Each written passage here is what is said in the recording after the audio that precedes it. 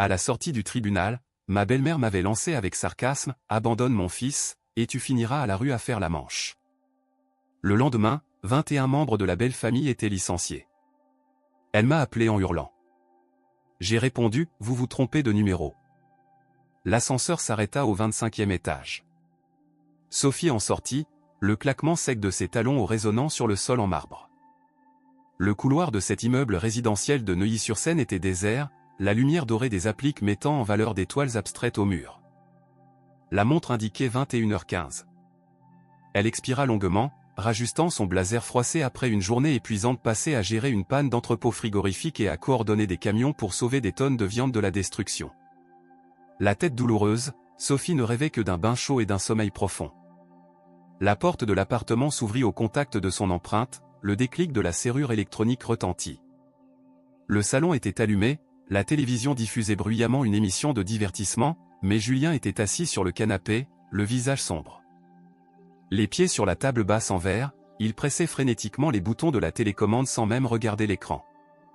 Sophie posa son sac à main sur la console d'entrée et demanda en retirant ses escarpins « Tu as dîné ? Où est notre fille ?» Julien ne tourna pas la tête, sa voix résonnant avec animosité. « La petite est chez tes parents. Ta mère a appelé pour dire qu'elle voulait voir sa petite fille, alors elle est venue la chercher dans l'après-midi. Quant au dîner, rien n'est prêt. Si j'attendais que tu rentres pour cuisiner, je serais déjà mort de faim. Je mange une soupe instantanée. » Sophie fronça légèrement les sourcils. Elle lui avait envoyé un message dans l'après-midi pour prévenir de son retard, lui suggérant de se débrouiller ou de commander à manger, mais elle était trop fatiguée pour se lancer dans une dispute aussi futile. Elle alla directement à la cuisine, se versa un grand verre d'eau qu'elle but d'un trait. Alors qu'elle se dirigeait vers la chambre pour se changer, Julien l'interpella sèchement. « Reste là, je dois te parler. » Sophie s'arrêta et se tourna vers son mari. Julien saisit une feuille de papier et la jeta sur la table basse en verre. « C'est la facture d'électricité de ce mois-ci. Regarde un peu, ça a doublé par rapport au mois dernier. Tu passes tes journées au travail. À la maison, il n'y a que moi et la petite. Qu'est-ce qu'on consomme pour que ça coûte aussi cher? Comment gères-tu les dépenses? » Sophie jeta un coup d'œil à la facture puis regarda son mari droit dans les yeux, la voix calme. « Il fait une chaleur caniculaire ce mois-ci, tu laisses la climatisation du salon tourner jour et nuit, et ta console de jeu est branchée en permanence. C'est normal que la facture augmente. J'ai déjà viré l'argent pour les dépenses du ménage sur ton compte, paie à toi-même. Je suis épuisé, j'ai besoin de repos. » Julien bondit sur ses pieds, le visage renfrogné d'un homme dont l'orgueil est piqué à vif par sa femme. Il fit un geste de la main pour écarter l'histoire de l'électricité, changeant radicalement de ton, passant de l'hostilité à une gravité autoritaire. « L'électricité, c'est un détail. Je veux te parler de quelque chose de plus important. Théo, au village, a des ennuis. » En entendant le nom de Théo, le frère cadet de Julien, la migraine de Sophie s'intensifia violemment. Elle s'adossa au mur, croisa les bras et attendit. Elle savait pertinemment que les soi-disant ennuis de Théo ne présageaient rien de bon. Il a encore des dettes, c'est ça? Combien cette fois? Paris sportif ou poker? Julien foudroya sa femme du regard. Ne prends pas ce ton méprisant. C'est mon frère, l'oncle de ta fille. Il a été naïf, il a cru en des associés pour une affaire et s'est fait escroquer son capital. Maintenant, les créanciers pressent. Regarde combien il reste sur le livret d'épargne, retire-moi 20 000 € pour que je retourne en Normandie régler ça pour lui. Sophie eut un rire amer. 20 000 €. Ce chiffre sortait de la bouche de Julien avec une légèreté déconcertante. Elle se remémora les 5 ou 7 fois précédentes, tantôt 1 000 €, tantôt 2 000. Le sommet avait été atteint en début d'année dernière avec 4 000 €. Les excuses étaient variées, épidémie dans son petit élevage, faillite de son bar à cause d'une escroquerie, arnaque à l'emploi par un chasseur de têtes véreux. Mais en réalité, tout finissait sur les tables de jeu et dans des paris nocturnes. Écoute-moi bien, Julien. Je te le dis pour la dernière fois. Cette épargne, c'est l'argent que je mets de côté pour l'avenir de Léa, pour nous prémunir en cas de maladie. Je ne suis pas une planche à billets et je n'ai pas la responsabilité de payer les dettes de jeu de ton frère. 5 fois, Julien. 5 fois en un an. La patience humaine a des limites. Julien s'avança, menaçant, le visage rouge de colère. Comment oses-tu dire ça? On a chacun sa vie, mais dans l'adversité, la famille doit se serrer les coudes. Des types dangereux menacent de lui briser les jambes. Tu comptes rester là à regarder sans rien faire? Tu es directrice, tu gagnes un paquet de fric. Tu vas chipoter pour quelques sous avec ta belle famille. Tu es une femme sans cœur, égoïste, qui ne pense qu'à garder son argent. Sophie regarda l'homme qu'elle appelait le mari depuis 7 ans, un simple employé administratif dans une agence publique, avec un salaire médiocre, partant le matin et rentrant le soir sa petite mallette à la main, mais gardant toujours l'ego surdimensionné d'un chef de famille patriarcal. Julien ignorait son véritable poste, il pensait qu'elle était responsable des ressources humaines dans un supermarché, gagnant juste un peu plus que lui. Sophie n'avait jamais osé dire qu'elle était directrice des opérations régionales, tenant entre ses mains le sort de milliers d'employés. Elle connaissait trop bien la vanité et l'avidité de sa belle famille. S'il connaissait son pouvoir et ses revenus réels, il ne demanderait pas seulement 20 000 euros. Je ne suis pas avare avec ceux qui sont raisonnables et travailleurs, mais donner de l'argent à Théo, c'est lui nuire, c'est l'aider à s'enfoncer davantage dans la boue. Je refuse catégoriquement de donner cet argent. Si tu veux sauver ton frère, débrouille-toi tout seul. Cet appartement m'a été donné par mes parents. Le compte épargne est à mon nom, n'espère pas en toucher un centime. Julien leva la main pour la gifler, mais en croisant le regard glacial de Sophie, il se figea. Il savait que Sophie tenait toujours parole. Il serra les dents, baissa la main et frappa violemment du poing sur la table en verre, provoquant un bruit sourd. « Très bien, tu te crois maligne. Souviens-toi de ce que tu as dit aujourd'hui. Le jour où il y aura un mort dans ma famille, ne viens pas pleurer, il sera trop tard pour les regrets. » Sophie ne répondit pas, elle tourna les talons et alla directement dans la chambre, verrouillant la porte. Elle glissa le long du mur jusqu'au sol. Les larmes ne coulaient pas, son cœur était desséché depuis longtemps. Dans le salon, on entendait Julien donner des coups de pied dans les meubles et hurler au téléphone sur quelqu'un. Sophie savait que la tempête ne faisait que commencer, la paix factice de ce mariage ne pourrait plus être maintenue bien longtemps. Le lendemain matin, Sophie se leva tôt pour aller travailler alors que Julien ronflait encore sur le canapé du salon. Elle partit, non pas avec la voiture de fonction luxueuse fournie par l'entreprise, mais avec le vieux scooter qu'elle utilisait quotidiennement pour tromper sa belle famille. Arrivée à un parking souterrain à 2 rues du siège de l'entreprise, elle changea de véhicule pour monter dans une berline noire rutilante où son chauffeur privé l'attendait déjà. Assise à l'arrière, observant le flux incessant des Parisiens en ce matin gris, Sophie se remémora l'origine de cette tragédie familiale inextricable. C'était il y a 3 ans, juste après sa promotion au poste de cadre supérieur. Le jour de l'anniversaire de la mort de son beau-père, Sophie était retournée dans le village natal de Julien, en pleine campagne profonde.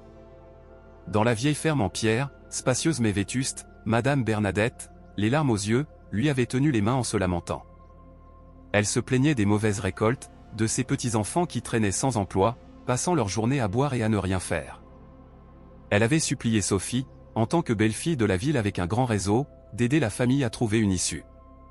Elle avait juré que s'ils avaient du travail, ils deviendraient sérieux et arrêteraient leurs bêtises. Sophie s'était laissée attendrir.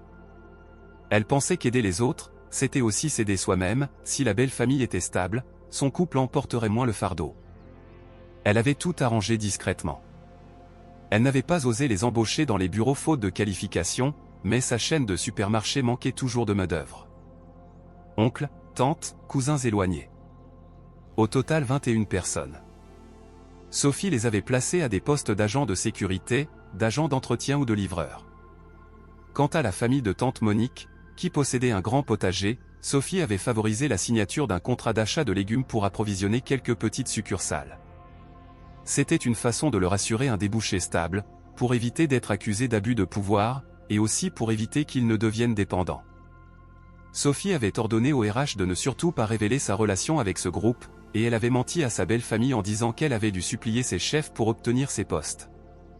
Cependant, sa bonté avait été mal placée. Au village, à ce moment précis, dans la maison de Madame Bernadette, une réunion de famille informelle avait lieu. Madame Bernadette était assise sur un vieux banc en bois, s'éventant avec un journal, mâchouillant du tabac à chiquer. Autour d'elle, plusieurs tantes et oncles revenaient de leur quart de nuit ou étaient en repos. Madame Bernadette cracha un jet de jus de tabac dans un seau, sa voix résonnant fort, « Cette Sophie, hein ?» Elle passe son temps à se plaindre que c'est difficile, qu'elle doit surveiller l'humeur de son patron. PFF, je ne suis pas dupe. Elle a un poste de gestion du personnel ou je ne sais quoi, elle a un pouvoir énorme. Vous tous qui montez travailler là-bas, soyez tranquilles, ma belle-fille vous couvre, personne n'osera vous virer. Si le salaire vous semble bas, dites juste un mot à Julien pour qu'il lui en parle et c'est réglé. Une parente nommée Brigitte, qui travaillait comme femme de ménage au supermarché, claqua la langue en signe d'approbation, Bernadette a raison. Je vois Sophie arriver au travail, habillée comme une princesse, parfumée, mais qu'est-ce qu'elle est radine. L'autre jour, j'ai demandé une avance sur salaire et la comptable a refusé. Je l'ai appelée pour qu'elle intervienne, mais elle a dit que le règlement de l'entreprise l'interdisait. C'est clair qu'elle ne veut pas nous aider. Entre membres de la même famille, et elle nous sort ses règles et ses règlements à tout bout de champ. L'oncle Gérard, gardien d'entrepôt, posa ses pieds sur une chaise en tirant sur une cigarette brune malodorante, c'est parce qu'elle méprise notre pauvreté, voilà tout. On dit qu'on lui doit une fière chandelle, mais elle ne nous donne rien gratuitement. On doit se tuer à la tâche pour avoir notre salaire. Et je vous le dis, ce supermarché, c'est une passoire. La sécurité est nulle. L'autre nuit, j'ai piqué un somme pendant mon service et personne n'a rien vu. Avec une parente au placé, on peut y aller mollo, pourquoi se gêner? Tout le groupe éclata d'un rire gras, l'autosatisfaction peinte sur leur visage buriné. Ils n'avaient aucune gratitude envers Sophie qui leur avait permis d'échapper à la boue des champs et au chômage. À leurs yeux, leur embauche était due à la chance de leur famille, et Sophie n'était qu'un outil à exploiter. Ils considéraient son sérieux au travail comme de l'oppression, et estimaient que leur salaire ne valait pas les efforts qu'ils fournissaient à ne rien faire. Madame Bernadette s'éclaircit la gorge pour conclure, Théo a des dettes. J'ai dit à Julien d'obliger Sophie à donner l'argent. Si elle refuse, je monterai là-bas moi-même, je ferai un scandale pour lui faire perdre la face devant ses collègues. Une femme mariée doit obéir à son mari et à sa belle famille, son argent est l'argent de cette maison. Elle se croit si maligne.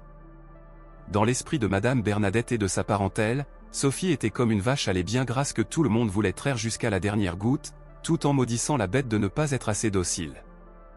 Ils sont comme des vautours encerclant leur proie, attendant la moindre faiblesse pour déchiqueter un morceau de choix, sans réaliser que le grand arbre qui les abrite est sur le point de se secouer pour faire tomber ses parasites. 3 jours après la dispute concernant la dette de 20 000 €, Sophie travaillait chez elle à l'heure du déjeuner. Elle devait traiter des dossiers confidentiels et avait rapporté du travail à l'appartement pour être au calme, profitant de l'absence de Julien. Soudain, l'interphone retentit bruyamment.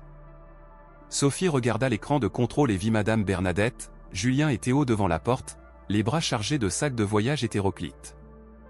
Sophie soupira. Elle ne s'attendait pas à une telle attaque surprise. Elle fut obligée d'ouvrir. À peine entrée, Madame Bernadette fit résonner sa voix aigre. « Eh bien, tu en mets du temps pour ouvrir. Tu caches un amant ou quoi pour hésiter autant? Je suis montée à Paris pour mes examens médicaux, j'en profite pour voir comment vous vivez. » Sophie tenta de garder son calme, les invita à entrer et leur servit de l'eau. « Pourquoi ne pas avoir prévenu, belle maman? J'aurais préparé quelque chose. Julien est allé vous chercher après le travail? » Julien entra en dernier, le menton haut. Maman m'a appelé pour que j'aille la chercher à la gare routière.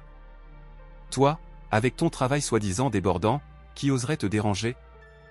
Théo se faufila à l'intérieur, ses yeux fuyants scannant l'appartement de Standing. Il fixait les objets de décoration coûteux en déglutissant. Il ne s'assit pas, mais se dirigea directement vers le coin bureau de Sophie, où papier et ordinateur portable étaient ouverts. « Qu'est-ce que tu fais avec toute cette paperasse, belle-sœur? Waouh, ce stylo est magnifique, il doit coûter une blinde. » Sophie se leva précipitamment pour intercepter la main de Théo alors qu'il s'apprêtait à saisir un stylo plume plaqué or. « Théo, ce sont mes outils de travail. Ne touche à rien, s'il te plaît. Allez vous asseoir au salon, je dois ranger un peu. » Madame Bernadette fit la moue. « PFF, ce n'est qu'un stylo, on dirait que c'est un lingot d'or. Il ne va pas s'user s'il le regarde, non? Tu nous méprises toujours parce qu'on vient de la campagne, tu as peur qu'on salisse tes affaires, c'est ça? » Sophie ne répondit pas. Elle rangea rapidement les documents importants dans le petit coffre-fort dissimulé dans un coin. Pendant qu'elle avait le dos tourné, Théo attrapa vivement un écrin en velours posé sur l'étagère voisine et le fourra dans sa poche de pantalon. C'était la boîte contenant une montre suisse en édition limitée qu'un partenaire étranger avait offerte à Sophie la semaine précédente. Elle n'avait pas encore eu le temps de la ranger en lieu sûr. Julien vit le geste de son frère mais fit mine de rien, lançant à Sophie « On mange quoi ?» Maman et Théo ont fait la route depuis ce matin, ils sont affamés. Tu ferais bien d'aller faire des courses. Il est tard, je vais commander un traiteur, ce sera plus simple. J'ai encore des urgences à régler.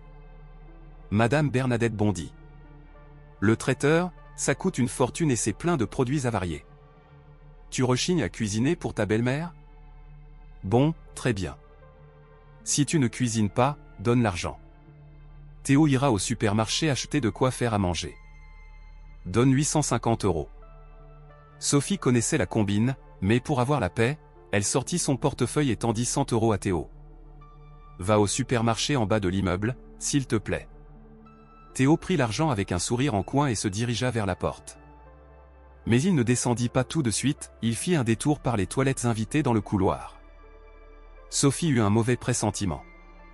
Elle jeta un coup d'œil à l'étagère, la boîte de la montre avait disparu. Elle se rua vers l'entrée pour bloquer Théo. Théo, tu as pris la boîte sur mon étagère, n'est-ce pas? Rends-la-moi tout de suite. Théo nia en bloc. De quoi tu parles? Je ne t'ai rien pris. Arrête de m'accuser à tort et à travers. Je viens de voir la boîte, tu étais juste à côté et maintenant elle n'y est plus. Vide tes poches. Voyant cela, Madame Bernadette se précipita et poussa Sophie, hurlant à tue-tête, au secours. Ma belle-fille accuse mon fils de vol. Voisin, venez voir ça. Quelle malédiction d'avoir une belle-fille pareille. Tu nous méprises parce qu'on est pauvre, alors tu inventes des histoires pour humilier ton beau-frère? Sophie resta ferme, la voix tranchante, belle maman, arrêtez ce cirque. Cette montre vaut plus de 10 000 €, c'est un cadeau d'affaires. Si Théo la vend ou la met au clou, je serai obligé de porter plainte. C'est un vol de biens de grande valeur, c'est la prison assurée. En entendant 10 000 € et prison, le visage de Théo se décomposa. Il regarda Julien, cherchant de l'aide. Julien, voyant la situation lui échapper, s'avança agressivement et pointa un doigt vers le visage de Sophie. « Ferme-la. Tu es vraiment une garce. Pour une foutue montre, tu oses menacer d'envoyer la police chez mon frère? Tu prends cette maison pourquoi? Je dis la vérité.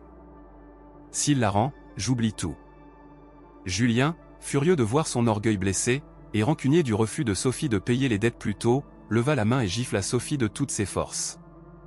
Clac! Le coup fut si violent que Sophie tituba, sa joue devenant écarlate, la marque des 5 doigts s'y imprimant. Elle resta figée, sans pleurer, fixant Julien avec un regard de dégoût absolu. Madame Bernadette, voyant son fils frapper sa femme, ne l'arrêta pas.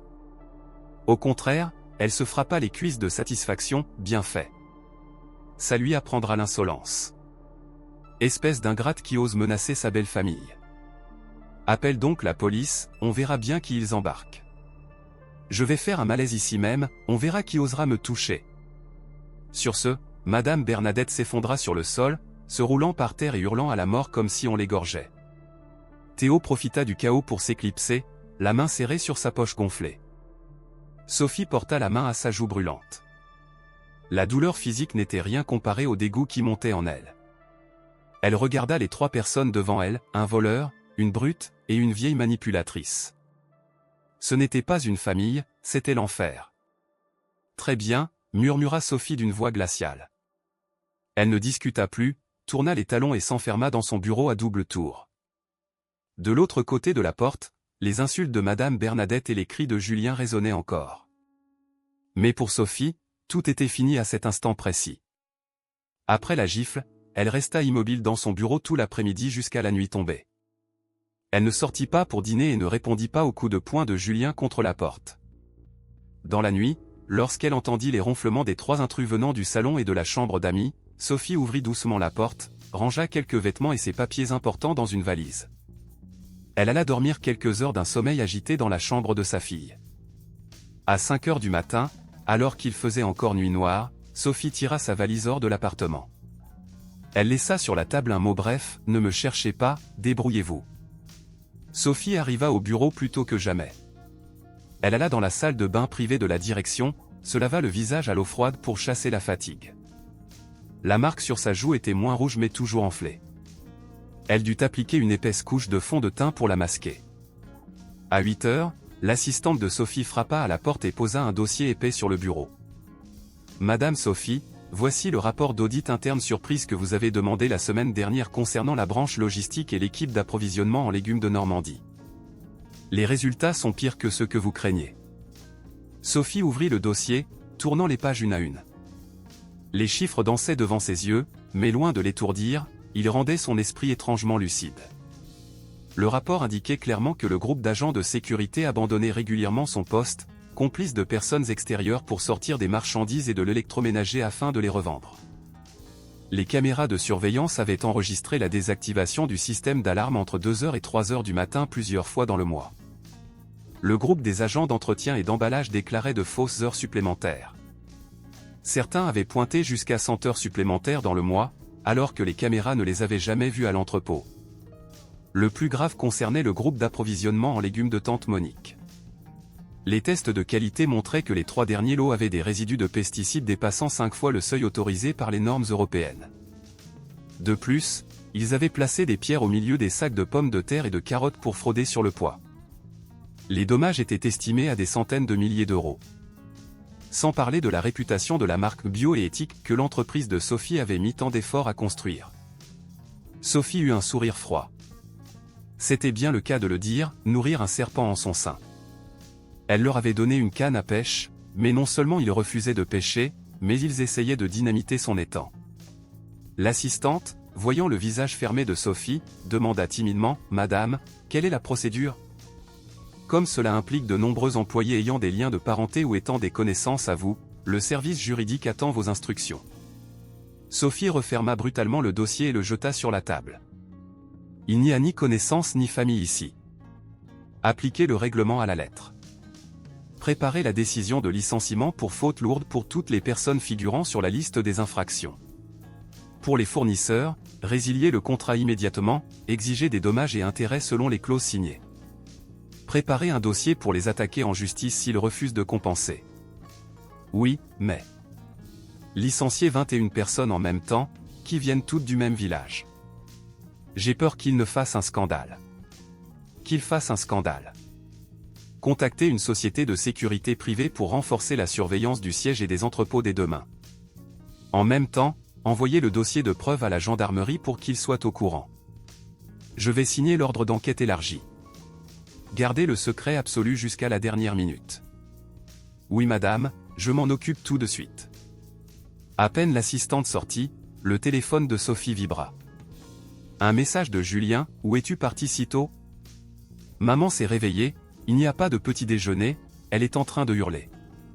Si tu tiens à ta peau, rentre t'excuser. Donne-moi l'argent pour régler le problème de Théo. Sinon, je demande le divorce. Ne crois pas que ton départ me fait peur. Une femme qui quitte son mari finit clocharde, ma pauvre fille. » Sophie lut le message sans ressentir la colère ou la douleur qu'elle aurait imaginée. Au contraire, elle se sentit soulagée. Finalement, il avait prononcé le mot fatidique. Elle commença à taper une réponse, puis l'effaça. Elle n'avait pas besoin de se justifier par SMS. Elle ouvrit son tiroir, sortit la demande de divorce qu'elle avait secrètement fait préparer par son avocat 3 mois plus tôt, la 4e fois que Julien avait exigé de l'argent pour les dettes. Elle signa fermement dans la case du demandeur. Cette guerre, elle n'allait pas seulement la gagner, elle allait l'écraser. Cette fissure était irréparable, et elle utiliserait cette brèche pour briser la cage qui emprisonnait sa vie depuis trop longtemps. Elle décrocha le téléphone pour appeler les RH. « Allô, c'est Sophie. Préparez la salle de réunion. Dans 10 minutes, je veux une réunion d'urgence avec le comité de direction concernant la restructuration du personnel logistique. » Sophie se leva, rajusta son blazer et sortit de son bureau. Les rayons du soleil matinal traversaient la baie vitrée, illuminant sa silhouette menue mais résiliente. La tempête arrivait, mais elle était prête à l'affronter. Une averse soudaine s'abattit sur Paris, torrentielle et opaque, noyant la ville sous un rideau blanc. Dans un petit salon de coiffure niché au fond d'une ruelle de Saint-Denis, l'atmosphère était paradoxalement chaleureuse, saturée de l'odeur de shampoing bon marché mêlée à sel, âcre, des teintures. Audrey, la patronne, une femme d'une trentaine d'années à la peau rendue artificiellement pâle par des crèmes éclaircissantes et aux yeux pétillants de malice, se tenait derrière le bac à shampoing. Ses mains expertes massaient le cuir chevelu de l'homme allongé, les yeux mi-clos de plaisir. C'était Julien. Il était là, détendu, soupirant ses plaintes habituelles, « Tu vois, je trime toute la journée au bureau, et quand je rentre, je voudrais juste une soupe chaude et le sourire de ma femme. » Au lieu de ça, dès que je passe la porte, je tombe sur son visage renfrogné. C'est toujours l'argent et encore l'argent. Elle me traite comme si j'étais un distributeur automatique. Audrey se pencha, la voix mielleuse, ses doigts pressant doucement les tempes de Julien, un homme aussi gentil et travailleur que toi, Julien. Si ta femme ne sait pas t'apprécier, c'est qu'elle a le bonheur entre les mains sans le savoir. Les hommes qui se battent dehors pour gagner leur vie ont besoin de douceur en rentrant, de quelqu'un qui les comprenne, pas de reproches constants. Qui pourrait supporter ça? Si j'avais un mari comme toi, je le chérirais comme la prunelle de mes yeux, je n'oserais jamais élever la voix. Julien sentit son ego flatté. Il ouvrit les yeux pour voir le visage très maquillé d'Audrey tout proche du sien, apaisant son amour-propre blessé. À la maison, Sophie le regardait toujours avec un œil critique, parlant sèchement de responsabilité et de devoir. Ici, Audrey le traitait comme un roi, un pilier, un grand homme injustement maltraité par la vie. Julien prit la main douce d'Audrey et continua de se plaindre, « Maman dit la même chose, elle t'apprécie beaucoup. L'autre jour, quand je l'ai amenée ici pour un shampoing, elle n'a pas arrêté d'en parler en rentrant.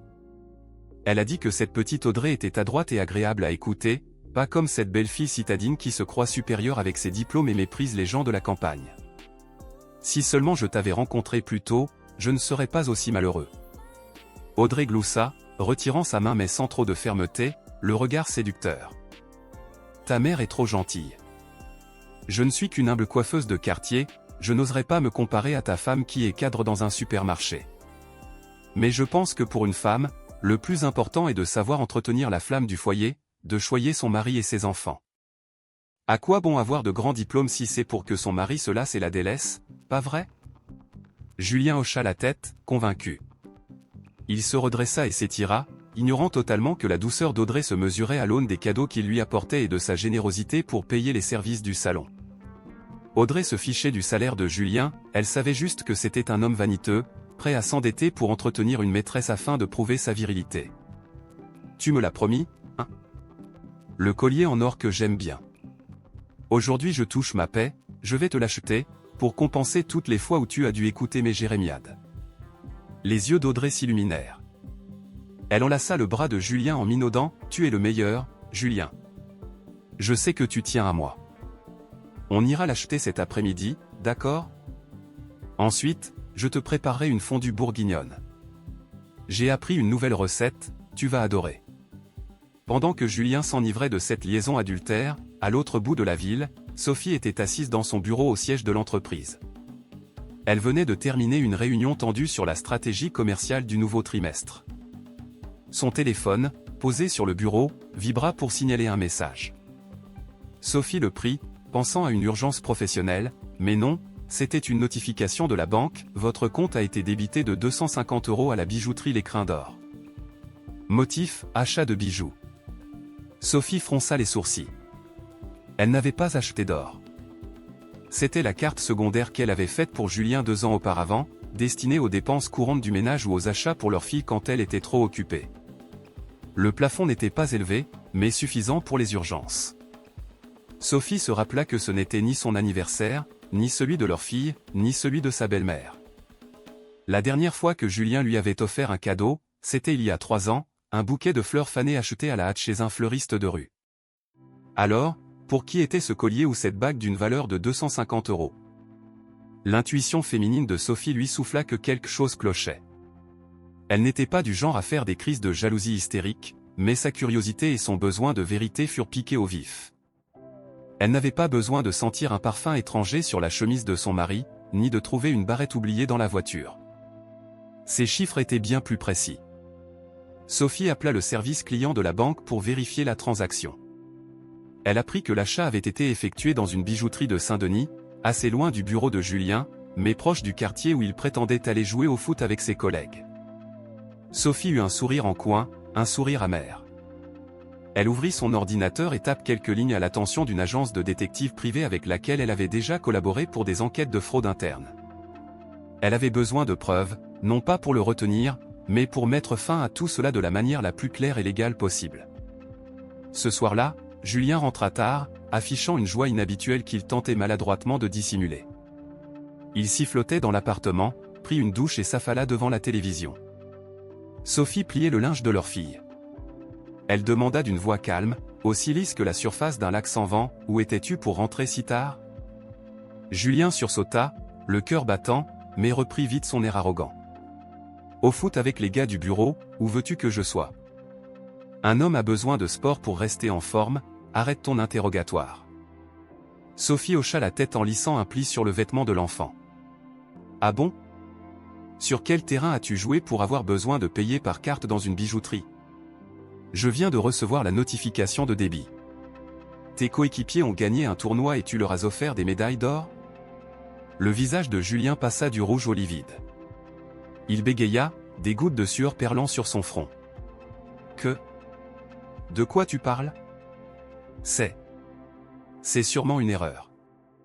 Ou alors un collègue m'a emprunté ma carte, il me rendra le liquide demain.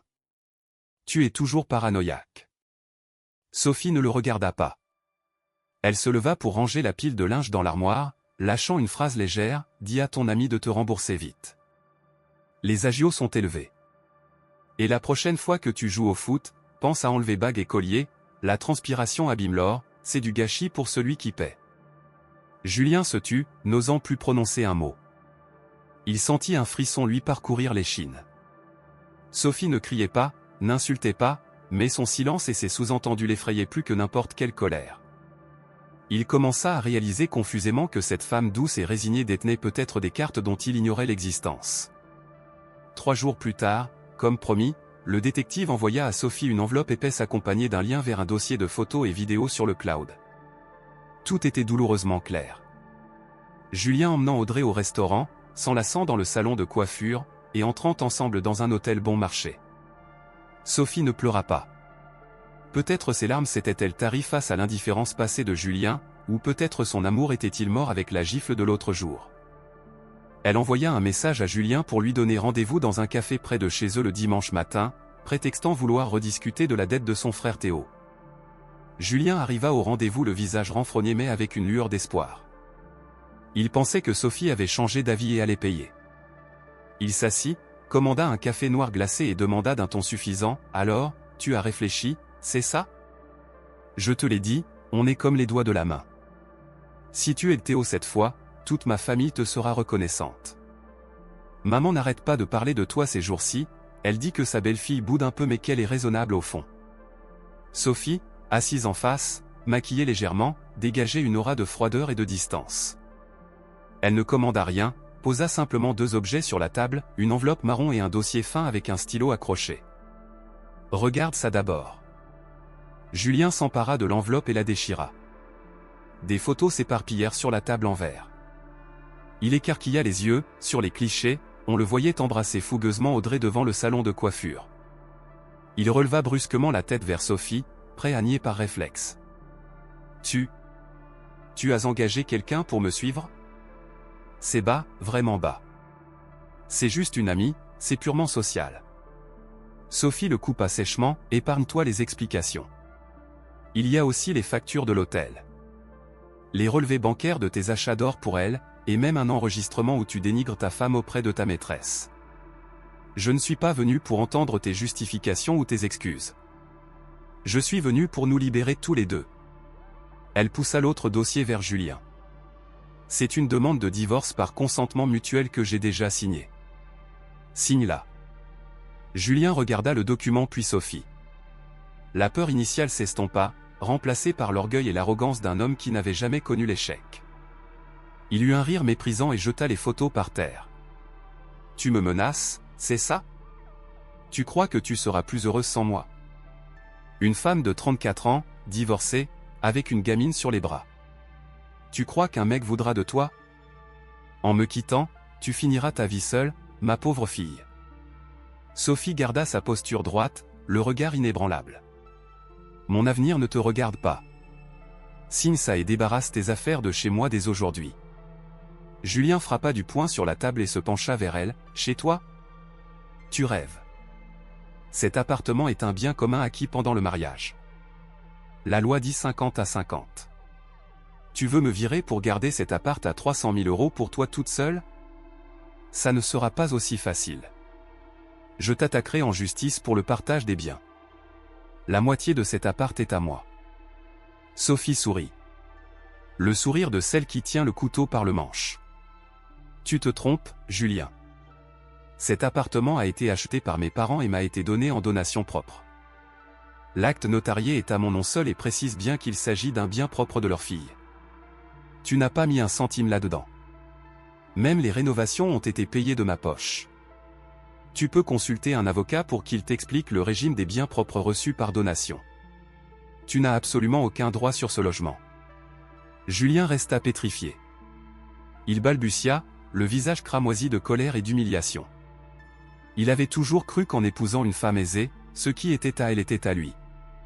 Il avait calculé que s'il divorçait, il récupérerait au moins 100 ou 150 000 € pour payer ses dettes et vivre confortablement avec Audrey. Mais cet espoir venait de partir en fumée. Sophie asséna le coup de grâce, si tu signes ce consentement mutuel, je ne diffuserai pas ces photos à ton agence ni à la famille d'Audrey. Mais si tu comptes faire traîner les choses ou me faire un procès, je te ferai perdre ton boulot et ta maîtresse ne pourra plus exercer tranquillement. Tu connais mon caractère. Ce que je dis, je le fais. Julien regarda Sophie, trouvant la femme en face de lui étrangère et terrifiante. Il prit le stylo d'une main tremblante. Il signa, non par remords, mais parce qu'il n'avait pas le choix. Il signa avec l'attitude d'un perdant essayant de sauver les dernières miettes de sa dignité. D'accord, je signe. Ne crois pas que j'ai besoin de ta baraque pourrie. Audrey et moi, on s'aime vraiment. On construira un bonheur que tu n'auras jamais. Et tu regretteras de m'avoir perdu. Sophie récupéra le document, vérifia la signature et se leva. Je te souhaite beaucoup de bonheur avec ton grand amour. Je ferai changer les serrures cet après-midi.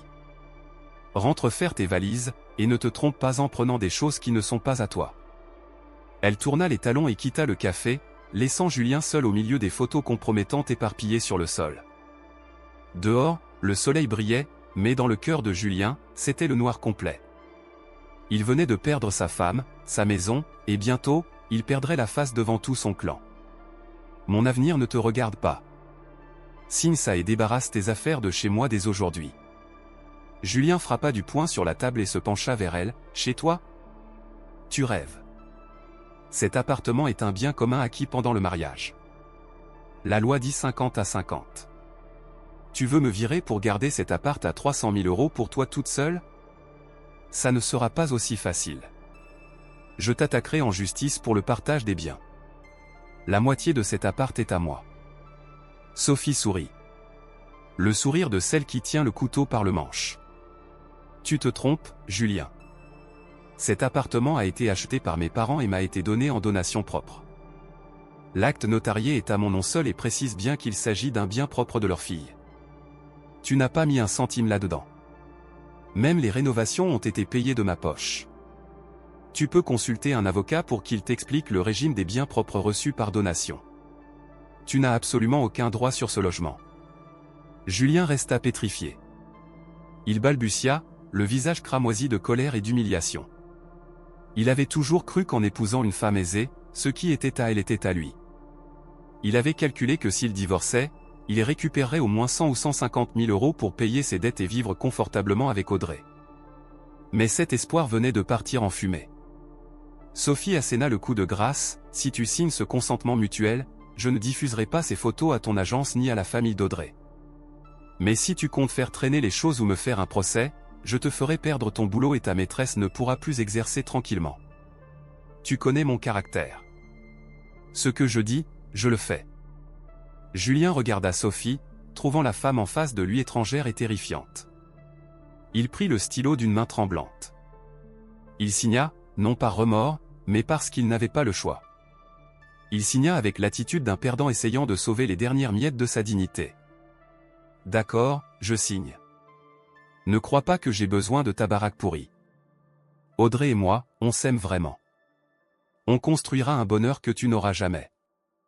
Et tu regretteras de m'avoir perdu. Sophie récupéra le document, vérifia la signature et se leva. Je te souhaite beaucoup de bonheur avec ton grand amour. Je ferai changer les serrures cet après-midi. Rentre faire tes valises, et ne te trompe pas en prenant des choses qui ne sont pas à toi. Elle tourna les talons et quitta le café, laissant Julien seul au milieu des photos compromettantes éparpillées sur le sol. Dehors, le soleil brillait, mais dans le cœur de Julien, c'était le noir complet. Il venait de perdre sa femme, sa maison, et bientôt, il perdrait la face devant tout son clan. La phase de conciliation au tribunal se déroula exactement comme Sophie l'avait prédit, un échec.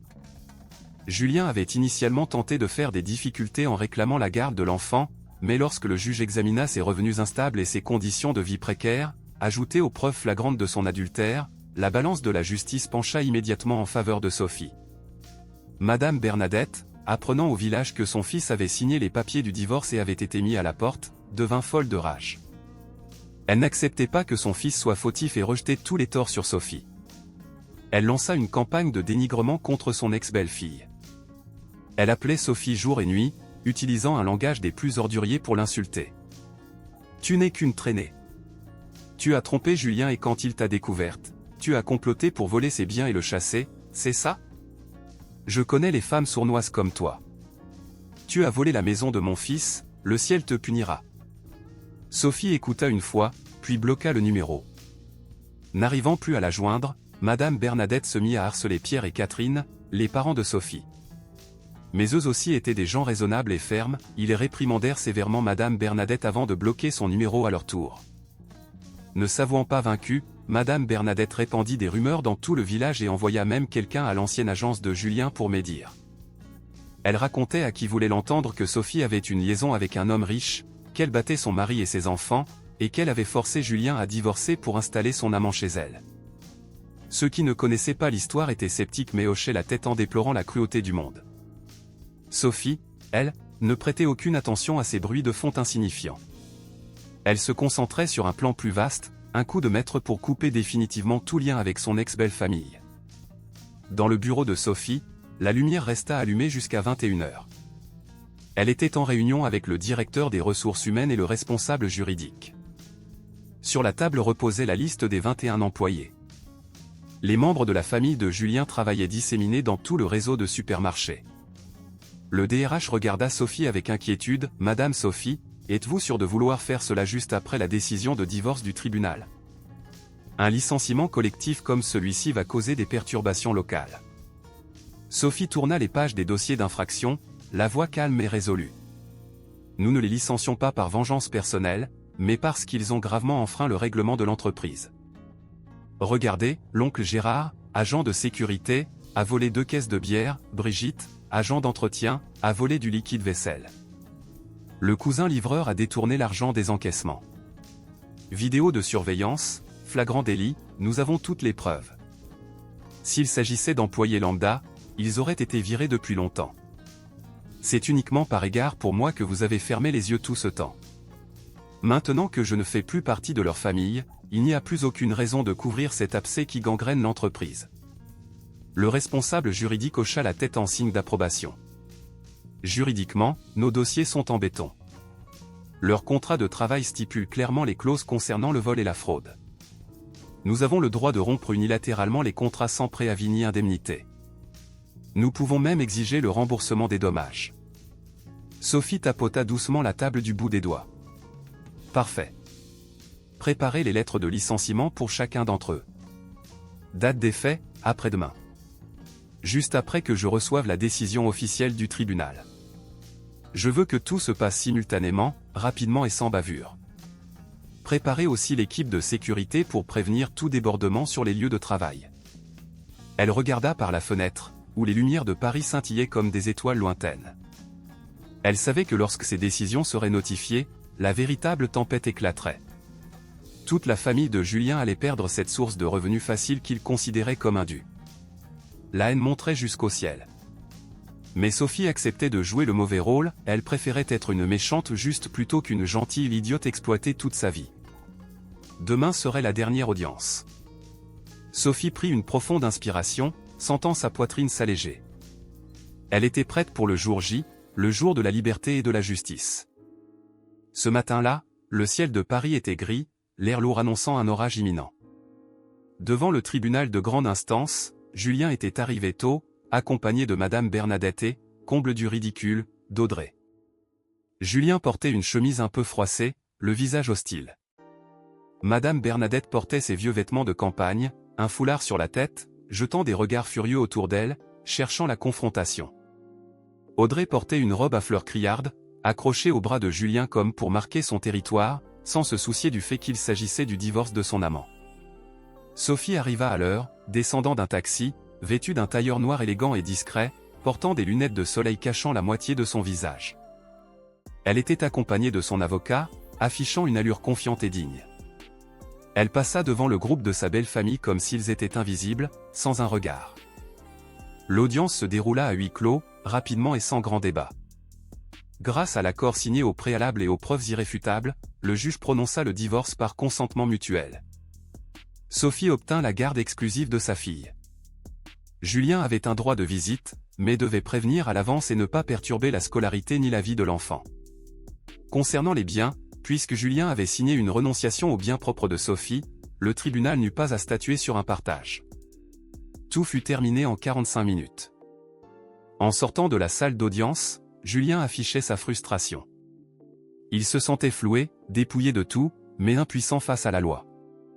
Il sortit rapidement vers le portail où l'attendaient Madame Bernadette et Audrey. Voyant son fils sortir avec une mine défaite, Madame Bernadette comprit immédiatement le résultat. La colère accumulée depuis si longtemps explosa. Elle se rua pour barrer la route à Sophie juste devant le tribunal, là où la foule passait. Madame Bernadette pointa un doigt accusateur vers le visage de Sophie, postillonnant de rage, « Reste là, espèce de femme cruelle. Tu as utilisé tes ruses pour voler mon fils, voler sa maison. Tu crois que tu as gagné? Tu crois qu'en quittant ton mari tu es quelqu'un ?» Sophie s'arrêta, retira ses lunettes de soleil et regarda son ex-belle-mère avec plus de pitié que de colère.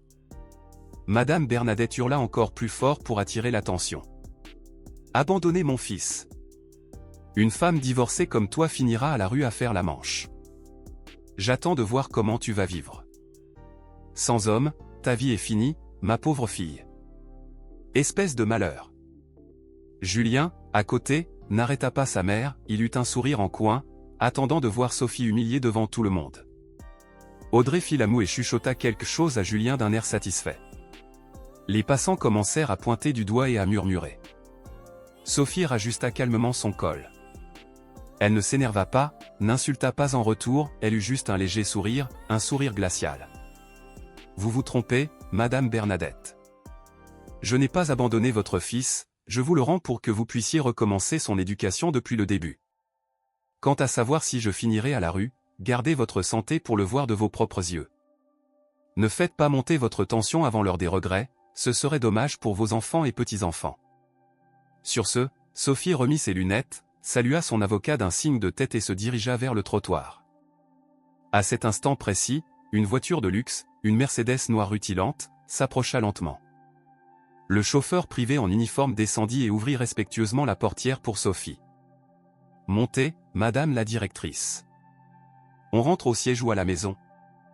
dit le chauffeur assez fort pour que tout le clan de Julien l'entende. Sophie monta en voiture avec l'aisance d'une reine. Au bureau, j'ai encore une réunion importante. La portière se referma avec un bruit sourd et rassurant, la séparant du monde sordide qu'elle laissait derrière elle. La voiture glissa silencieusement, laissant derrière elle 3 personnes bouche bée de stupeur. Julien regarda la voiture s'éloigner, bégayant sans pouvoir articuler un mot. Il n'avait jamais vu Sophie dans une voiture aussi luxueuse. Il avait toujours cru qu'elle n'était qu'une petite responsable RH roulant en scooter. Madame Bernadette était aussi pétrifiée, le doigt toujours pointé vers le vide. Elle n'en croyait pas ses yeux. Cette belle fille qu'elle traitait de parasite et de radine était assise sur une fortune roulante valant des centaines de milliers d'euros. Audrey fut la première à réagir, donnant un coup de coude à Julien. « Dis donc, elle fait quoi ton ex-femme pour être aussi riche? Cette voiture coûte une fortune. Tu m'avais dit qu'elle n'était qu'une simple employée ?» Julien déglutit difficilement, une angoisse sourde commençant à envahir son esprit. Il réalisa qu'il avait perdu quelque chose d'immense, bien plus grand que cet appartement à 300 000 euros. Mais il était trop tard. Le jugement était prononcé, le papier du divorce était effectif, et la malédiction de sa mère sur la mendicité semblait ricocher pour frapper sa propre famille, annonçant un avenir sombre qui les attendait. Le lundi matin suivant, l'atmosphère au siège de l'entreprise de Sophie était plus tendue que d'ordinaire, mais chargée de l'énergie d'une grande réorganisation.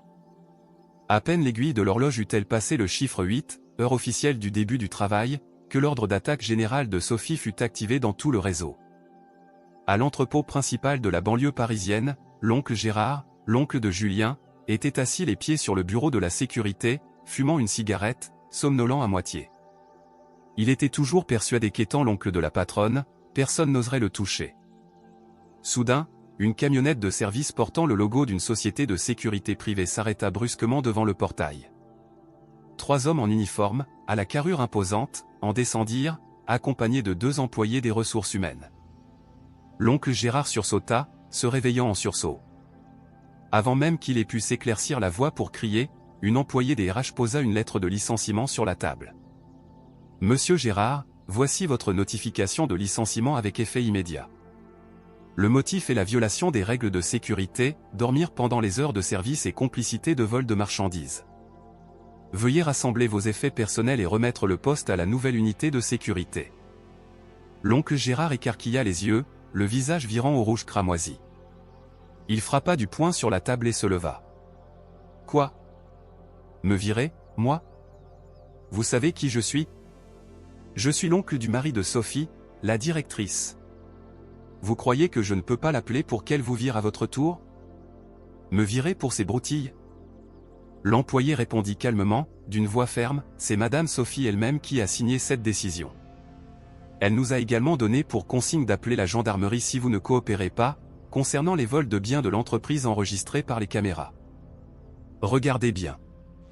Voici une capture d'écran de la caméra de surveillance vous montrant en train de passer des caisses de bière à un inconnu à 2 heures du matin avant-hier. » L'oncle Gérard regarda la photo couleur très nette, et le sang se retira de son visage.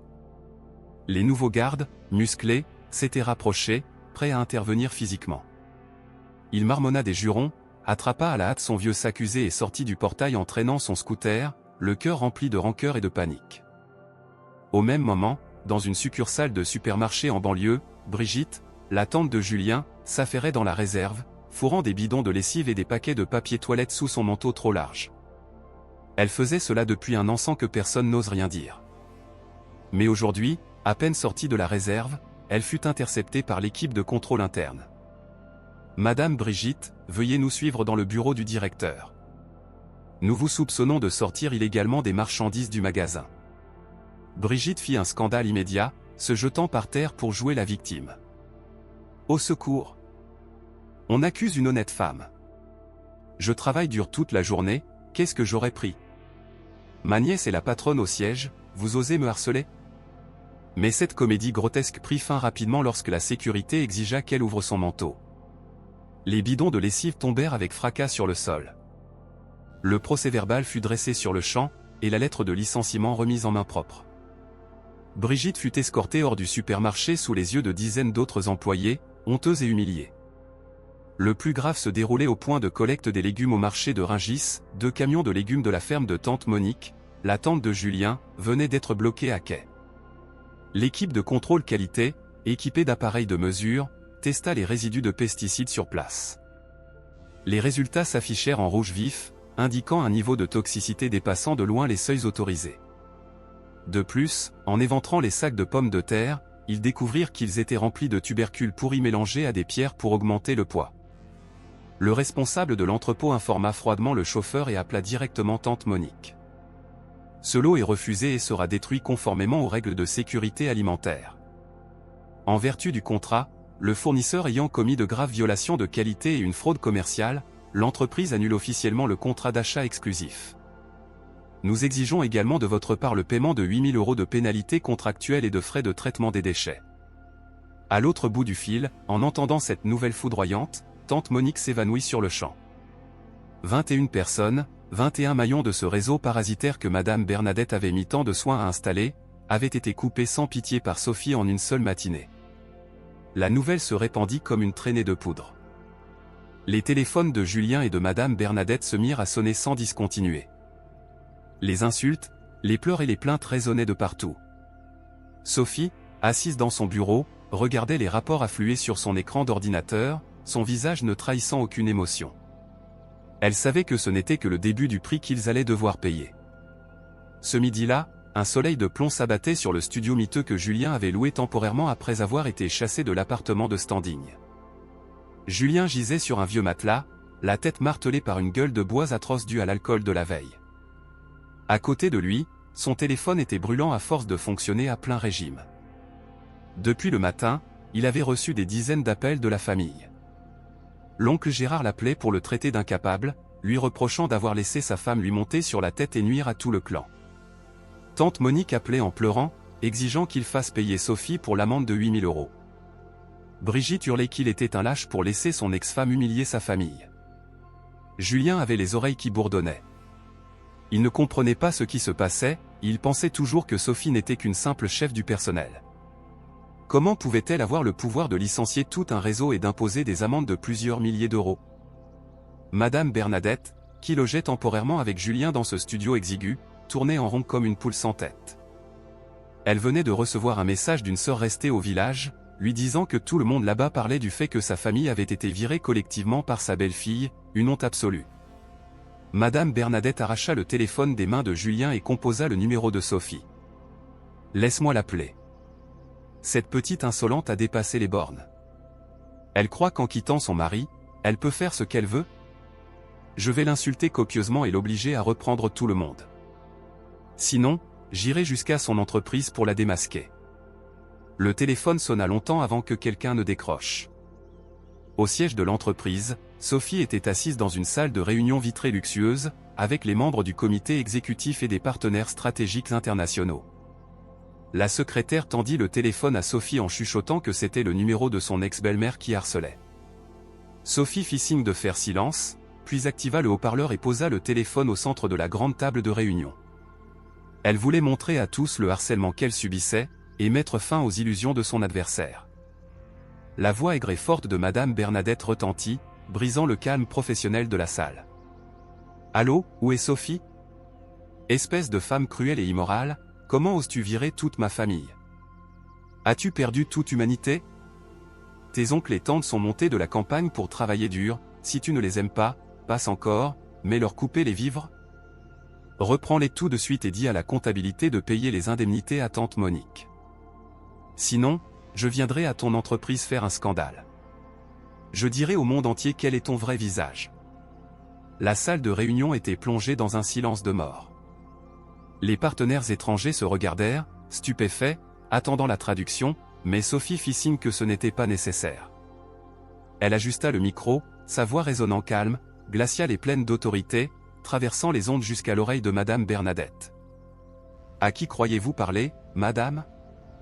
Madame Bernadette se figea une seconde face à ce ton étranger, mais reprit de plus belle. « Je te parle à toi, ne fais pas semblant. Tu es ma belle-fille, même divorcée, tu restes ma belle-fille, tu as des responsabilités. » Sophie eut un sourire froid, un sourire qui n'atteignait pas ses yeux. Elle articula chaque mot clairement et fermement. « Vous vous trompez de numéro. Il n'y a pas de belle-fille ici. Je suis la directrice générale des opérations du groupe. Je n'ai aucun lien de parenté avec les voleurs et les fraudeurs que l'entreprise vient de licencier. Ces licenciements sont conformes à la loi et au règlement intérieur. Et si vous et votre famille continuez à me harceler et à me menacer, je transmettrai l'intégralité de cet enregistrement à mon avocat et à la police pour porter plainte pour diffamation et atteinte à l'honneur. » Sur ce, Sophie appuya sur le bouton pour raccrocher sèchement. La tonalité sourde résonna longuement dans le studio étroit de Julien et sa mère. Madame Bernadette tenait le téléphone, les mains tremblantes. Elle n'en croyait pas ses oreilles. Comment Sophie s'était-elle présentée? Directrice générale des opérations? Un poste aussi élevé? Et ce ton froid, définitif, ne ressemblait en rien à la Sophie douce et résignée d'autrefois. Julien, assis à côté, avait le visage livide. Il commençait à réaliser confusément que son ex-femme n'était pas le chat docile qu'il imaginait, mais une tigresse qui dormait. Et sa famille avait eu la stupidité de la réveiller. La phrase « Vous vous trompez de numéro » avait claqué comme une gifle, niant toute relation, toute dette morale à laquelle il tentait désespérément de s'accrocher pour profiter d'elle. Ne voulant pas admettre la défaite, et aussi parce qu'il était trop sous la pression de sa famille, Julien décida d'aller à l'entreprise pour trouver Sophie et avoir une explication. Il gardait la pensée naïve que Sophie était juste en colère temporairement, et que s'il venait en personne pour la supplier ou jouer un peu les durs, elle prendrait peur et obéirait. Julien enfila ses vêtements les plus décents, qui lui restaient, et prit son scooter pour se rendre au siège de l'entreprise. Devant la tour majestueuse aux vitres teintées bleues, étincelante au cœur du quartier de la Défense, Julien se sentit soudain minuscule et perdu. Il n'était jamais venu ici auparavant, Sophie ne l'avait jamais invité. Julien prit une grande inspiration, reprit son air arrogant et entra dans le hall principal. Il se dirigea directement vers la réception. « Je veux voir Sophie. » Dites-lui que son mari. Son ex-mari est là pour une urgence. L'hôtesse d'accueil regarda Julien d'un air inquisiteur puis tapa sur son ordinateur. « Avez-vous rendez-vous, monsieur ?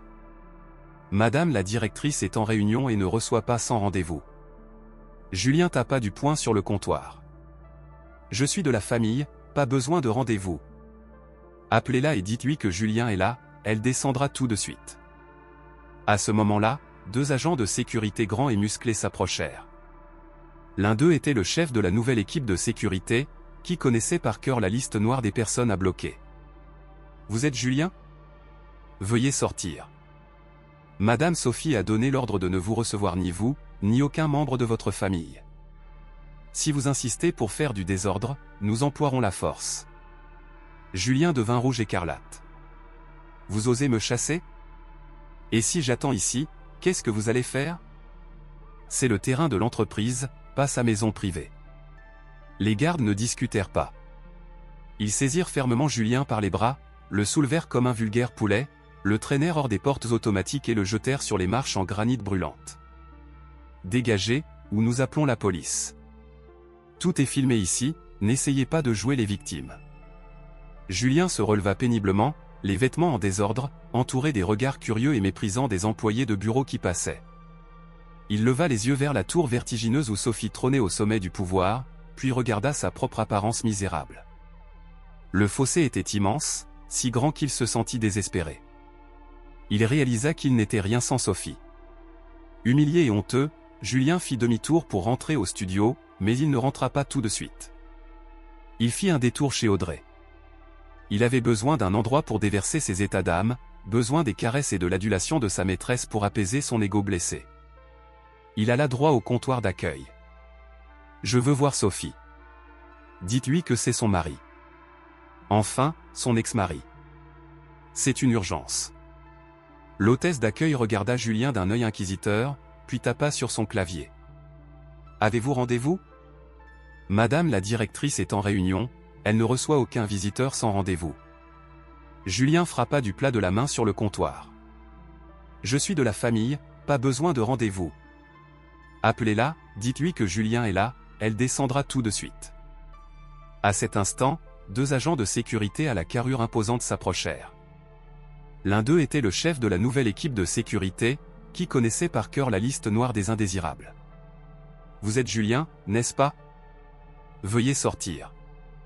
Madame Sophie a donné des instructions strictes, elle ne reçoit ni vous, ni aucun membre de votre famille. Si vous provoquez un scandale, nous emploierons la force. » Julien devint rouge écarlate. « Vous osez me chasser ? Et si j'attends ici, qu'est-ce que ça peut faire ? Ce terrain appartient à l'entreprise, ce n'est pas sa propriété privée. » Les agents ne discutèrent pas davantage. Ils saisirent fermement Julien par les bras, le soulevèrent comme un vulgaire paquet et le traînèrent hors des portes automatiques avant de le jeter sur les marches en granit brûlantes. « Dégagez, ou nous appelons la police nationale. Tout est filmé ici, n'essayez même pas de jouer les victimes. » Julien se releva péniblement, ses vêtements en désordre, sous les regards curieux et méprisants des employés de bureau qui entraient et sortaient. Il leva les yeux vers la tour vertigineuse où Sophie trônait au sommet du pouvoir, puis regarda sa propre apparence misérable. Le fossé était immense, si grand qu'il se sentit désespéré. Il réalisa qu'il n'était rien sans Sophie. Humilié et honteux, Julien fit demi-tour pour rentrer à son studio, mais il ne rentra pas tout de suite. Il fit un détour chez Audrey. Il avait besoin d'un endroit pour déverser ses états d'âme, besoin des caresses et de l'adulation de sa maîtresse pour apaiser son ego blessé. Arrivé au salon de coiffure d'Audrey, Julien vit qu'il n'y avait pas de clients. Audrey était assise en train de limer ses ongles. En voyant Julien entrer avec un air hagard, elle lui lança un coup d'œil, mais sans l'accueil chaleureux habituel. « Alors, tu es allé réclamer l'argent à ton ex. Tu as récupéré quelque chose ?» Julien s'affala sur une chaise, soupirant, « Je n'ai même pas pu la voir, la sécurité m'a bloqué à l'entrée. » Sophie est devenue redoutable, ce n'est plus la même. Audrey fit la moue, son attitude changeant du tout au tout. « Alors qu'est-ce que tu fais là ? Pas d'argent et des dettes par-dessus la tête. Je te préviens, le propriétaire réclame le loyer du local. Débrouille-toi pour me donner 400 € pour payer. » Julien resta interdit. 400 €? Où veux-tu que je les trouve maintenant? Je viens de perdre mon boulot, je n'ai plus de logement, j'ai à peine 20 € en poche. Tu dois me comprendre. Quand j'avais de l'argent, je ne t'ai jamais rien refusé. Audrey jeta sa lime sur la table avec un bruit sec. Te comprendre? Tu te fiches de moi. Quand tu avais de l'argent, tu entretenais une fille, maintenant que tu es fauché, retourne pleurer dans les jupes de ta mère. Je ne suis pas une œuvre de charité. Je croyais qu'après ton divorce tu aurais ta part des biens, mais tu te retrouves les mains vides et tu as entraîné toute ta famille au chômage. Regarde-toi un peu, tu as l'air de quoi? Julien était stupéfait. Était-ce la douce Audrey de tous les jours? Celle qui avait juré de construire un bonheur avec lui? Toi. Comment oses-tu me parler sur ce ton? Tu n'es qu'une michetonneuse, c'est ça? Audrey se leva et pointa le doigt vers la porte. Oui, je suis une michetonneuse, et alors? S'il n'y a plus de filon, pourquoi je creuserais? Dégage de ma vue, tout de suite, avant que j'appelle quelqu'un pour te virer. Julien sortit du salon en titubant, le cœur déchiré, non par la perte de l'amour, mais par la vérité crue qui s'étalait sous ses yeux. Il avait échangé une famille chaleureuse et une épouse compétente contre une illusion éphémère. Et maintenant que l'illusion s'était dissipée, il ne lui restait que ses deux mains vides et une montagne de dettes. La nouvelle du licenciement collectif et des amendes contractuelles atteignit la Normandie comme un feu de forêt attisé par le vent. La cour de la ferme de Madame Bernadette, autrefois lieu de rassemblement joyeux pour se vanter de la réussite familiale, s'était transformée en un marché chaotique. À peine le portail en fer ouvert, des dizaines de parents s'y engouffrèrent. L'oncle Gérard, l'oncle de Julien, Brigitte et tous leurs enfants et conjoints. Tous avaient le visage sombre et menaçant. Tante Monique était la plus virulente. Elle pleurait et criait en même temps. « Bernadette! Ah, Bernadette! Viens voir ça! Ta belle-fille a tué ma famille. 8 000 € d'amende et une interdiction de fournir à vie. Toute ma récolte est prête, à qui je vais la vendre maintenant? Tu avais dit que tu gérais. Tu disais que Sophie t'écoutait au doigt et à l'œil. Maintenant, tu vas me rembourser. » L'oncle Gérard retroussa ses manches, le visage rouge de colère. « Où est ton fils Julien? Fais-le venir ici. C'est un mari faible qui n'a pas su tenir sa femme, il l'a laissé nous grimper dessus. J'ai été viré, maintenant j'ai une réputation de voleur. Qui va m'embaucher? Qu'est-ce que ma famille va manger? Bernadette, tu dois prendre tes responsabilités. » Madame Bernadette se recroquevilla dans un coin de la véranda, n'osant pas prononcer un mot. Elle n'avait jamais vu sa famille aussi agressive. Auparavant, quand Sophie leur trouvait du travail, ils la portaient au nu. Maintenant qu'ils avaient perdu leur gagne-pain, ils se retournaient contre elle pour la déchiqueter sans pitié. Juste à ce moment-là, une moto de grosse cylindrée entra en trombe dans la cour, faisant voler les poules effrayées. Théo, le deuxième fils de Madame Bernadette, sauta de la moto, empestant l'alcool, le visage couvert de bleu. Il venait de fuir ses créanciers à Paris pour se réfugier ici. Voyant la scène de chaos, Théo, au lieu de calmer le jeu, hurla plus fort que la foule. Maman! Donne-moi le titre de propriété, vite! Madame Bernadette regarda son fils, hébété. Qu'est-ce que tu racontes, Théo? Quel titre? Théo se précipita et secoua violemment Madame Bernadette par les épaules. L'acte de propriété de ce terrain, bon sang. Les usuriers sont à mes trousses. Sophie ne donne pas l'argent, Julien est un incapable, il ne reste plus qu'à vendre la terre pour payer. Donne-le-moi tout de suite ou ils vont me couper la main. Madame Bernadette sanglota. Mon Dieu! C'est la terre de nos ancêtres, comment oses-tu vouloir la vendre? Tue-moi plutôt.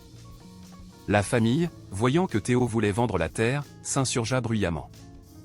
Pas question. Si tu vends la terre, avec quoi tu vas nous dédommager? Et mon amende? Bernadette doit d'abord payer les dettes de la famille. Tante Monique se jeta sur Théo pour l'empêcher d'agir. Tu es un enfant prodigue. L'argent de Sophie aurait dû servir à toute la famille. C'est à cause de tes jeux qu'elle est devenue folle et nous a tous virés. C'est toi le responsable. Théo, fou de rage, poussa violemment tante Monique qui tomba à la renverse. Fermez-la. Chacun pour soi. Cette terre appartient à mes parents. Si je veux vendre, je vends. Vous êtes stupide, tant pis pour vous. Toute la cour était en ébullition. Les gens pleuraient, juraient, se battaient. L'oncle Gérard brandit un outil de jardinage pour frapper Théo, qui s'empara d'une hachette pour fendre le bois et la fit tournoyer dangereusement. Madame Bernadette s'assit au milieu de la cour. Elle se frappait les cuisses en hurlant de désespoir, invoquant le nom de son défunt mari. Henri. Si ton esprit est là, reviens voir tes enfants. La maison est détruite, la famille est brisée. Ma belle-fille est partie, et maintenant tes fils et tes frères s'entretuent pour de l'argent. Comment vais-je survivre à ça? Ces pleurs lugubres résonnaient dans tout le hameau tranquille. Les voisins, debout derrière la clôture, regardaient en secouant la tête, lassés. Ils avaient jadis envié Madame Bernadette d'avoir une belle-fille citadine et compétente qui avait changé la vie de tout le clan. Maintenant, ils ne voyaient plus qu'une tragédie née de la cupidité et de l'ingratitude. Le prix à payer pour avoir mordu la main qui les nourrissait se manifestait clairement et cruellement, ici même, dans cette maison. 3 mois après que l'ouragan du divorce et des licenciements eut tout balayé, la vie de Sophie tourna une nouvelle page, plus brillante et plus libre que jamais. Elle décida de s'offrir une récompense, l'achat d'un appartement de haut standing à Saint-Cloud, avec une vue imprenable sur la Seine et Paris au loin. Cette fois, elle n'eut à demander l'avis de personne, pas besoin de se soucier si l'orientation plaisait à ses beaux-parents ou si son mari trouvait cela trop cher. Elle avait juste besoin de savoir que cela lui plaisait, à elle et à sa fille. Un samedi après-midi, Sophie emmena ses parents et la petite Léa découvrir leur nouvelle maison. L'appartement de plus de 100 mètres carrés était conçu dans le style minimaliste dont Sophie avait toujours rêvé. Du parquet en chêne chaleureux, un canapé crème élégant et surtout une cuisine moderne entièrement équipée, où Sophie pourrait cuisiner les plats qu'elle aimait, et non plus ces plats trop gras et salés que Madame Bernadette lui imposait autrefois. Catherine, la mère de Sophie, fit le tour de la maison, caressant les rideaux de soie, les larmes aux yeux. Elle regarda sa fille montrer joyeusement sa chambre rose poudrée à sa petite fille, le cœur serré de compassion et de joie. Durant les 7 années de mariage de Sophie, elle n'avait jamais vu sa fille rire aussi librement. Autrefois, chaque fois qu'elle venait la voir, Sophie lui glissait de l'argent en cachette et la pressait de partir tôt, de peur d'agacer sa belle-mère. Maintenant, elle pouvait rester aussi longtemps qu'elle le voulait. Sophie se tourna et vit sa mère essuyer furtivement ses larmes. Elle s'approcha et la serra dans ses bras. « Qu'est-ce qu'il y a, maman? La maison ne te plaît pas? Tu n'aimes pas ce balcon ?» Catherine secoua la tête en tapotant la main de sa fille. « C'est magnifique, ma chérie. Je pleure de joie pour toi. Avant, j'avais peur que si tu quittais ton mari, tu aies une mauvaise réputation. Mais en te voyant ainsi, je sais que tu as pris la bonne décision. Mieux vaut couper un membre gangrené et vivre en bonne santé que de le garder et le laisser te tuer à petit feu. » Pierre, le père de Sophie, un homme de peu de mots, qui regardait le fleuve couler paisiblement depuis le balcon, se retourna et hocha la tête. « Tu es une femme forte, ma fille. Nous n'avons pas pu t'aider beaucoup matériellement, mais nous te soutenons toujours. » Désormais, vit la tête haute, ne te soucie pas des commérages. Sophie sourit, le sourire radieux d'une femme accomplie et autonome. Je sais, papa. La semaine prochaine, je serai promue directrice générale adjointe. L'entreprise a beaucoup apprécié ma gestion radicale du groupe d'employés frauduleux, cela a permis d'économiser des millions d'euros par an au groupe. Je compte vous emmener, toi, maman et Léa, en vacances à Nice pour quelques jours la semaine prochaine. Préparez-vous. Pierre fut surpris. En vacances? Ça va coûter cher, ma fille. Garde ton argent pour les études de Léa. Sophie insista fermement. L'argent que je gagne est fait pour servir ma famille. Ces 7 dernières années, je n'ai pu vous emmener nulle part. Je m'en veux beaucoup. Maintenant que j'en ai les moyens, laissez-moi faire. On ira dans un hôtel 5 étoiles, on mangera des fruits de mer, on se baignera. Vous avez travaillé dur toute votre vie, vous méritez d'en profiter. Les paroles de Sophie dissipèrent toutes les hésitations de ses parents. En regardant leur fille, ils ne virent plus dans ses yeux la résignation d'autrefois, mais une flamme pleine de fierté.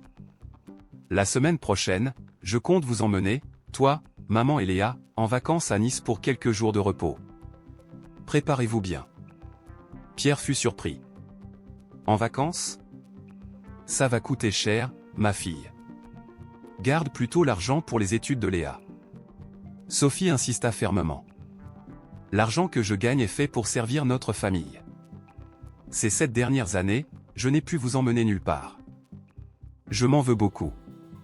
Maintenant que j'en ai la capacité, laissez-moi faire. Nous irons dans un hôtel 5 étoiles, nous mangerons des plateaux de fruits de mer, nous nous baignerons. Vous avez travaillé dur toute votre vie, vous méritez d'en profiter. Les paroles de Sophie dissipèrent toutes les hésitations de ses parents. En regardant leur fille, ils ne virent plus dans ses yeux la résignation subie d'autrefois, mais une flamme pleine de fierté. À l'entreprise, le statut de Sophie avait également changé. Elle avait emménagé dans un nouveau bureau plus spacieux et disposait d'une secrétaire particulière professionnelle.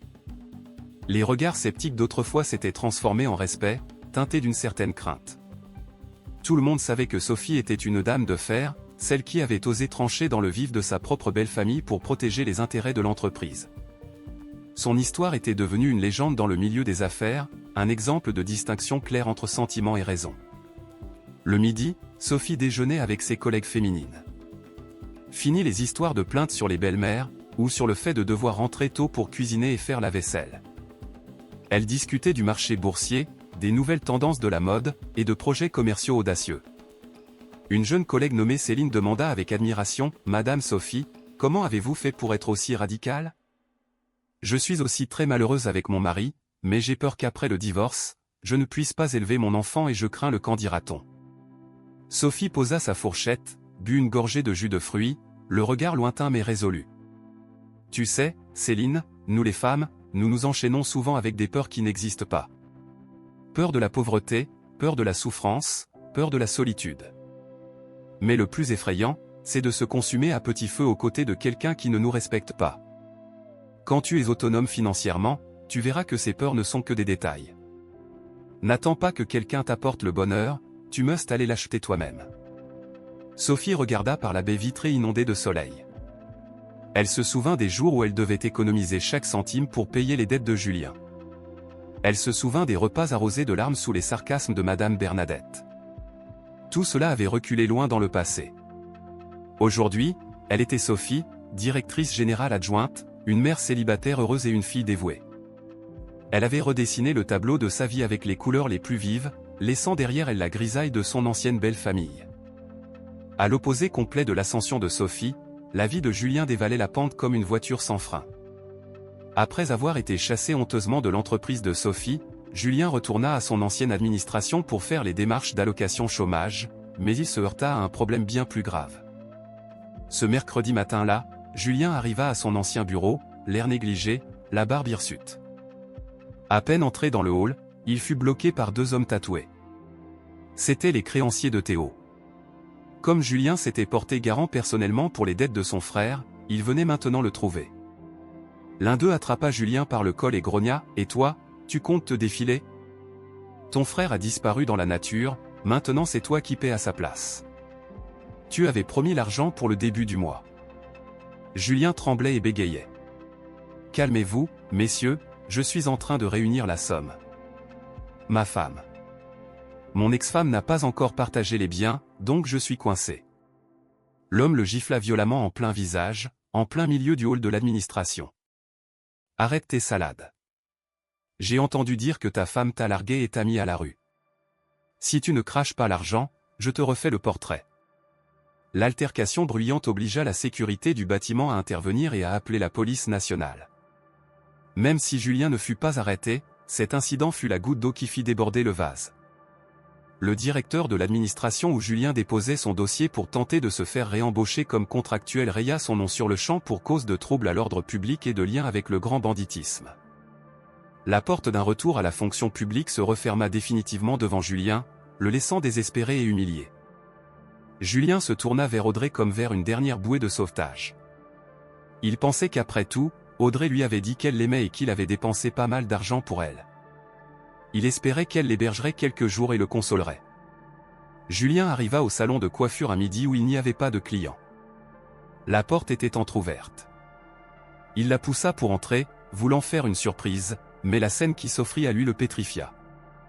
Audrey était assise sur les genoux d'un homme bedonnant et chauve, d'une 50aine d'années. Il riait bruyamment, et la main de l'homme était posée familièrement sur la cuisse d'Audrey.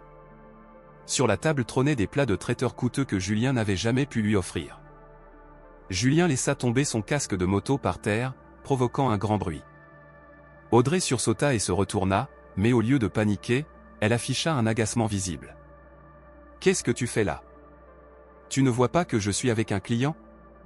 Julien pointa un doigt tremblant de jalousie et de colère vers l'homme. « C'est qui lui?